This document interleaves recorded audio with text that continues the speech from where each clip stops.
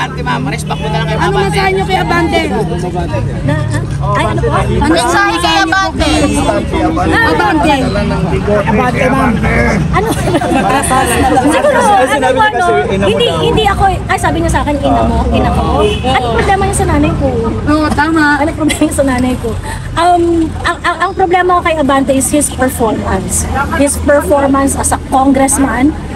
Is he representing the voice of his constituent? Yun ba yung pinaglalaban? We are watching you, Benny Abante. We've seen you perform sa Quadcom, sa Committee on Good Governance and Public Accountability. We know that you are doing this for certain purpose na definitely hindi kasama ang welfare ng mga constituents mo at ng mga Pilipino. So, let's, di ba? Ano sabihin ko sa'yo? And, you know, I am just a private citizen expressing my grievance. Yung frustration ko sa trabaho nyo dyan sa House of Representatives. What do you want us to say? Bravo? I mean, that's ridiculous. I mean, you cannot take my rights.